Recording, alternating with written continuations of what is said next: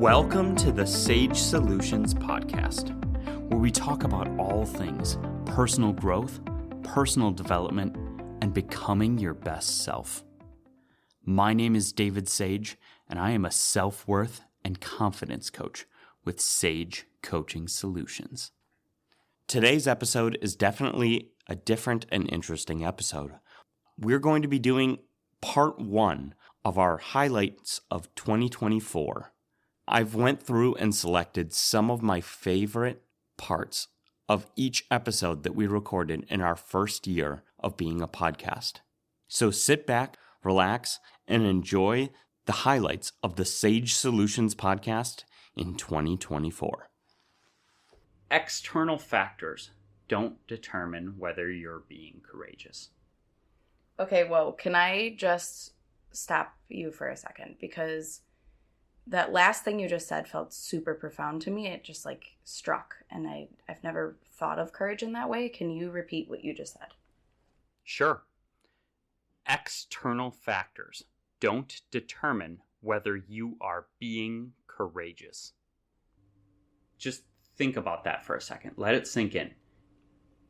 If you aren't uncomfortable or feeling fear, you are not being courageous, and nobody else can determine that for you. Focus on the present. So back to that Chinese proverb, the best time to plant a tree was 20 years ago. The second best time is now. Yeah, we'd really like a tree, wouldn't we? However, if we don't actually plant a tree, in 20 years, we're not going to have a tree. But not everybody's going to want to plant a tree. You can take this tree metaphor and switch it around to other aspects of your life, such as exercise. Yes, the best time to have started exercising or started training for that marathon that you dream of doing would have been a year ago. But the past is past, that's gone. The second best time, which now makes it the best time, is right now. So, do it now. If the whole point of you taking action is only to succeed and to avoid failure, you're doing it wrong. You need to stop focusing on the outcome and start focusing on the action. The most helpful mindset that I tell people to adopt is that action equals success. And all of the outcomes, good, bad, accomplished our goal, failed at it, are learning. The only way to fail is to not do it. Action is success. All outcomes are learning. That's good. You need to commit yourself to imperfect action. Stop worrying about your action being perfect. What I've come to believe is that you create your own experience of reality. Your experience of reality is subjective and controlled primarily by your perspective. Hence why we're talking about perspectives on reality. When I read a book called Man's Search for Meaning about Viktor Frankl's experiences, he is the author, and he was a survivor of Nazi concentration camps. He was a Jewish psychologist that was in Auschwitz and several other camps. And because he was labeled as a doctor, they found a little bit more use in him than others, and they allowed him to keep notes. In this book, he talks about a specific moment where him and several others had about the worst day anyone could have really imagined. They were in terrible conditions, beaten. They were in a Nazi concentration camp, and it was one of the worst days that they had had throughout that entire experience. But they saw a group being marched to the gas chambers, and they were all talking about how lucky they were. Lucky in a concentration camp.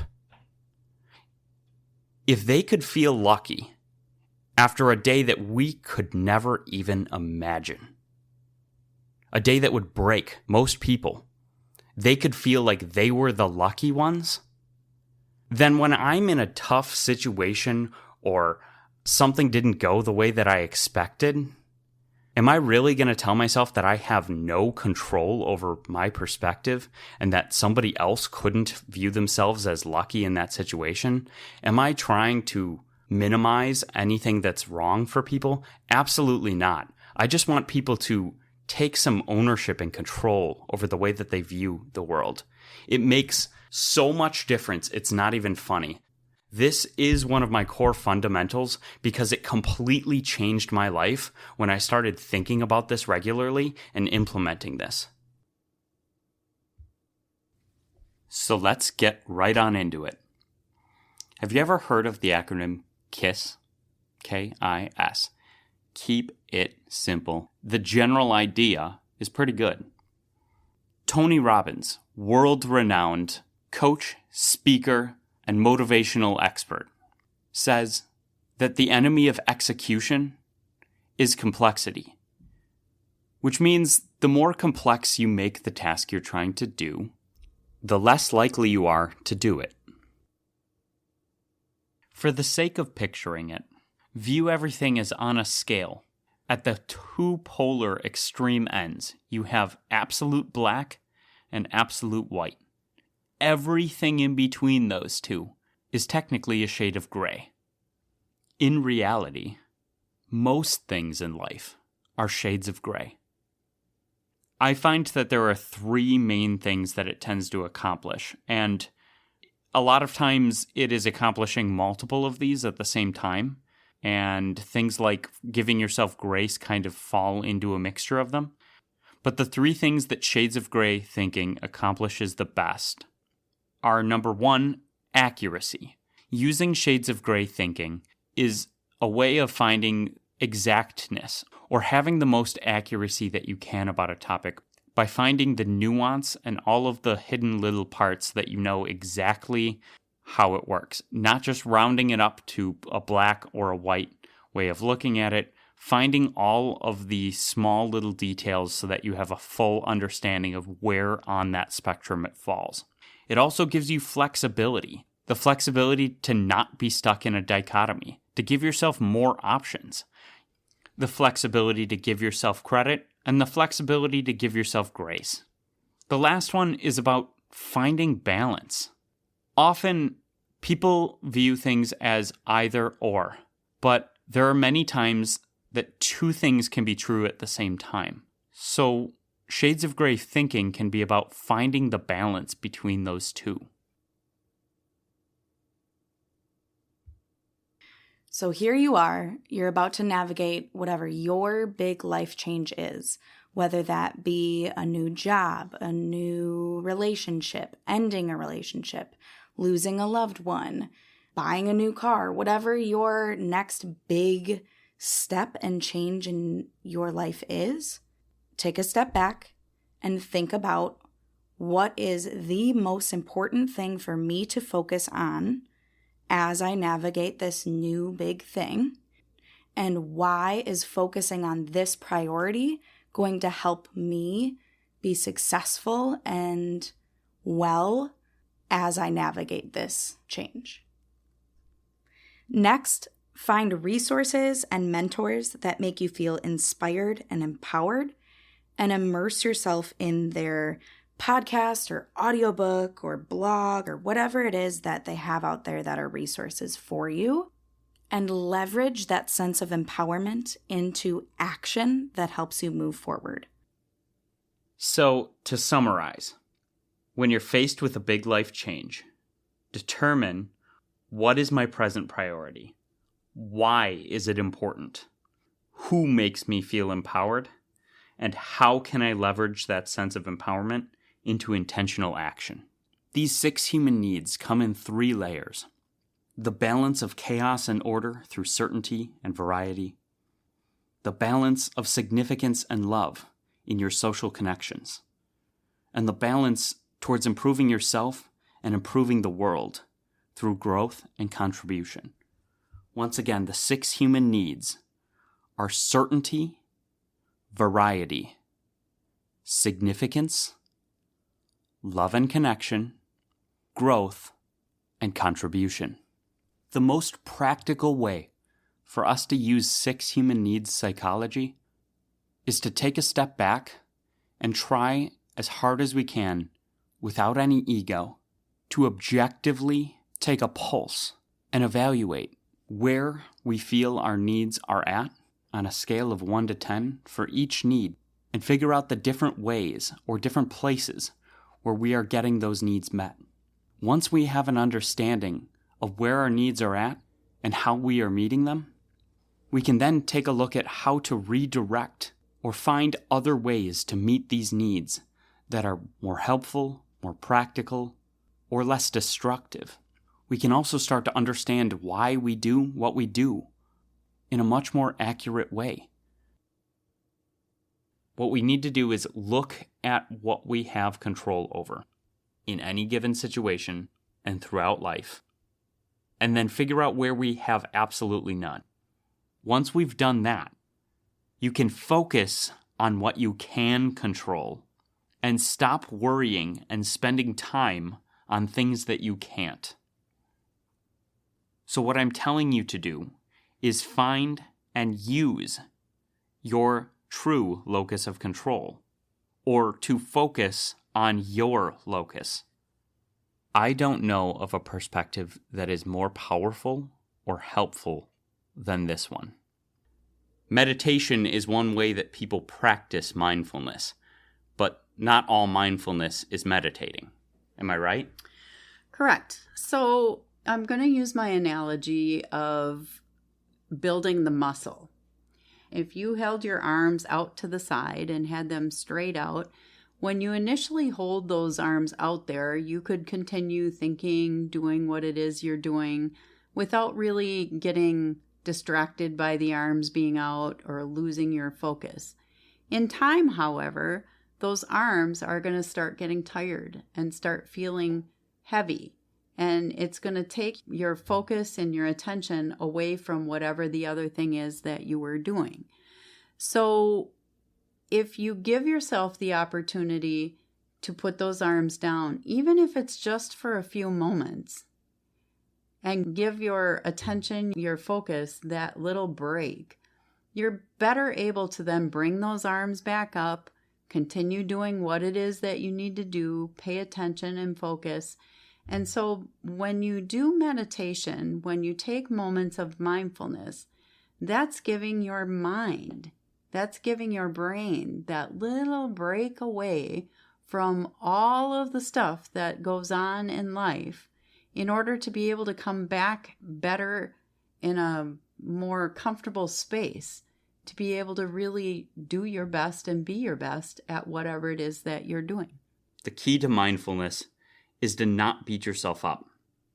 And that if you're doing a mindfulness meditation, or if you're trying to be present and in the moment, catching yourself, being distracted, is the practice. Without this fundamental, this podcast probably wouldn't exist. The whole point of the podcast is for people to learn and grow and improve themselves. And in order to do that, you have to approach life with some curiosity. If you're not going to have any curiosity, then this podcast isn't going to do much for you. That's a good point. But it can't just end there with curiosity, right? No, and that's why the core fundamental is curiosity and critical thinking. If you're only curious and you're not using any critical thinking, you're going to accept all of the information that you get, including everything that you see on TV, everything that you read on the internet, and everything that anyone ever tells you. As a result, you're going to end up believing a lot of things that aren't true, or just forming ideas and opinions that don't work or aren't good ways of doing things because you didn't critically evaluate them using critical thinking with your curiosity. The ways that I chose to deal with this overwhelm were threefold, and they're my 3 go-tos. Mindfulness, bringing myself back to the present, breathing, slowing myself down, letting myself feel some of the overwhelm for a little bit because I had a second to do that, which helps me not just suppress it, it helps me move forward. The second strategy that I used and am using is to focus on my locus of control. Yep, It's one of the fundamentals for a reason. If I stop worrying about all of the things that are out of my control, things become so much less overwhelming. By using my present priority and picking one single task, by focusing on the things and putting all of my attention into what I can control, and to let go of the things that I can't, life becomes so much less overwhelming because then I have control back. I have agency back. This is my number one way of dealing with overwhelm, to focus on my locus. And one of the things that's directly in my locus, in my agency, in my control, is my conscious perspective. Yep, another fundamental. I can reshift my mindset, my perspective surrounding the situation, and understand that it could be so much worse. And putting things into perspective makes them feel less overwhelming. Not shaming myself. This is where the mindfulness comes back in. Giving myself self-compassion for feeling overwhelmed. It's okay. I'm human, but I can do this. Other people can do it, so I can do it. I'm going to focus on my locus. And then the third strategy, which is breaking it down into one step at a time. Small steps. If I'm only worried about the one thing that I'm doing right now, it's not so overwhelming. When you combine these three strategies, I find, for me, this is the most effective way that I deal with overwhelm. And it serves me very well. Yes, this is exactly the type of reasoning and approach that I took when I went to law school. After I graduated from undergrad and I was working as an accountant, a financial analyst, I realized there were some things that I knew, but I didn't know them as in depth as I needed to. And so when I studied for the CPA exam and the CMA exam, that's when I really dug into it and was more serious, even more serious, I suppose, than I was in an undergrad. And so when I decided to go to law school, my goal was not to get a specific grade. My goal was to make sure that I understood everything frontwards and backwards, inside and out, so that I knew exactly the way it worked and why it worked. And that was a huge difference because a lot of people struggled in law school. After about the first 3-4 weeks, and I started getting used to the Socratic method, I really didn't have much of a difficult time in law school. Because you were conceptualizing things, not just memorizing them. Correct. Now, I think we have really hit on a lot of important and valuable thought processes that come from being a lawyer and from your life experiences in general. Now, to summarize some of the major, practical, usable things, I would say, in order to think like a lawyer, you need to try and have a strong work ethic. You want to have some grit. You have to work hard to get it done. Do things that are not typical. You want to use things like the Socratic method to question things, to question yourself, to strengthen your arguments. If you're going to form an argument, make sure that it's valid. And whenever possible, try and make it a sound argument. Evaluate things with logic. Try and use analytical thinking and critical thinking to sort through the information, use the shades of gray, and absorb all of it through curiosity. Come from a place of objectivity. When you're objective, you will see things more clearly, but you need to have some intellectual humility to do that. Conceptualize, don't just memorize. See things as a system, and once you learn the system, you can work within it. Apply some ethics to your own relationships, and you will find that people will both like you more and trust you. And lastly, be specific, but clear and concise in your wording.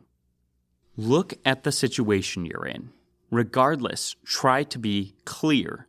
If you're in a situation that needs high amounts of accuracy, use very, very specific wording to make sure that you do not have a miscommunication. In other situations where you don't need to be quite as specific, optimize more for clarity, concise. Keep it simple so that you're not just using big words which are needlessly confusing. After high school, I got to a point where I couldn't take it anymore. I said, enough is enough. I started critically thinking about some of these things and seeing that there were other confident people, that other people could do this. And I just believed I had to figure this out because I was done living like that. And so I threw myself into personal development, into facing my fears, developing courage, being outgoing and social, even when it terrified me, doing everything that I could to build confidence, looking every person that I saw in the eyes so that I could develop the ability to hold eye contact without being terrified. It was a long process. It took years because I didn't have anyone helping me. I was relying on the wisdom of others through books and other means, but I didn't have a coach. I didn't have somebody that had all of the answers. I had to slowly piece this together and build myself into who I am today. And my life is completely different. I don't know how else to say it. It is a 180. I feel good about myself. I love myself. When I mess things up, I'm kind to myself. I give myself that self-compassion. I don't believe that I am the best at everything, but I am confident in who I am. Everyone deserves confidence and self-compassion. These two qualities are vital for living a fulfilling life, yet many of us struggle to cultivate them. I regularly remind myself that shame is a terrible long-term motivator. That is the first thing. When I feel myself shaming myself, when I catch myself shaming myself, I straight up state to myself in my head, shame is a terrible long-term motivator. I hope you enjoyed listening to part 1 of our 2024 highlights episode. We're going to be putting out a part 2 later this week so that we can stay on the regular schedule for more other episodes. So keep an eye out for that episode. Thank you for listening to the Sage Solutions podcast. Your time is valuable, and I'm so glad you choose to learn and grow here with me. We'd love to hear your feedback, so click the link in the description and let us know what you think. If you haven't already, don't forget to subscribe so you don't miss out on more sage advice. One last thing. The legal language. This podcast is for educational and informational purposes only. No coaching-client relationship is formed. It is not intended as a substitute for the personalized advice of a physician, professional coach, psychotherapist, or other qualified professional.